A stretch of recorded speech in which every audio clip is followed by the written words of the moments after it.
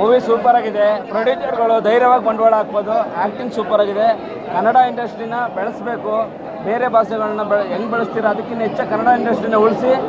Next toxic ಬರ್ತಿದೆ ಎಸ್ಪಸ್ಟ್ ಅವ್ರಿಗೂ ಧ್ರುವ ಭಾಷೆಗೆ ಸಾಥ್ ಕೊಟ್ಟಂಗೆ ಟಾಕ್ಸಿಕ್ ಕೂಡ ನಮ್ಮ ಇದೇ ರಕ್ತ ಬಸ್ತಿ ಕನ್ನಡಕ್ಕೋಸ್ಕರ ನಾವು ಅಭಿಮಾನಕ್ಕೋಸ್ಕರ ಹುಟ್ಟು ಹೋರಾಟಗಾರರು ನಮ್ಮ ತಂದೆ ಆಗಲಿ ನಾವಾಗಲಿ ಕನ್ನಡ ಇಂಡಸ್ಟ್ರಿಗೋಸ್ಕರ ನಮ್ಮ ತಂದೆ ರಾಜ್ಕುಮಾರ್ ಫ್ಯಾಮಿಲಿ ಇದೆಯಲ್ಲ, ನಮ್ಮ ಡಾಕ್ಟರ್ ರಾಜ್ಕುಮಾರ್ ಅವ್ರ ಫ್ಯಾಮಿಲಿ ಅವ್ರಿಗೋಸ್ಕರ ಹೋರಾಟ ಮಾಡ್ಕೊಂಡು ಬಂದಿರೋರು. ಅವ್ರ ಮಗ ನಾನು ಕನ್ನಡ ಇಂಡಸ್ಟ್ರಿಗೋಸ್ಕರ ಕನ್ನಡದ ಜನತೆಗೋಸ್ಕರ ಎಲ್ಲೋ ಕೂತ್ಕೊಂಡು ಊಹಾಪೋಹಗಳು ಮಾಡೋದು, ಮೂವಿ ಸರಿ ಇಲ್ಲ ಚೆನ್ನಾಗಿಲ್ಲ ಅಂತ ಹೇಳೋ ಚಪ್ಪರ್ ನನ್ನ ಮಕ್ಕಳಿಗೆ ಕನ್ನಡ ಇಂಡಸ್ಟ್ರಿಯವರೆಲ್ಲ ಒಗ್ಗಟ್ಟಾಗಿ ಮೊನ್ನೆ ಏನು ಮಾಡಿದ್ವಿ ಅದೇ ಥರ ಬುದ್ಧಿ ಕಲಿಸ್ತೀವಿ.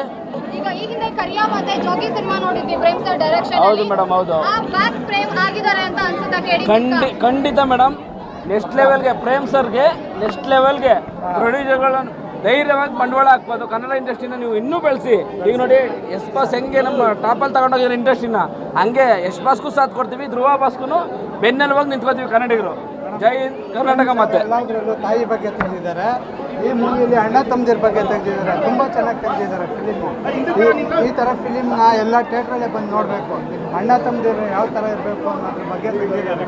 ಎಲ್ಲ ಫಿಲಿಮಲ್ಲೂ ತಾಯಿ ಬಗ್ಗೆ ತೆಗೆದಿದ್ದಾರೆ. ಇದು ಒಂದು ಡಿಫ್ರೆಂಟಾಗಿ ಮಾಡಿ ತುಂಬ ಚೆನ್ನಾಗಿದೆ. ಎಲ್ಲರೂ ಥಿಯೇಟ್ರಲ್ಲೇ ಬಂದು ನೋಡಿದ್ದೀವಿ. ತುಂಬ ಚೆನ್ನಾಗಿದೆ. Thank you.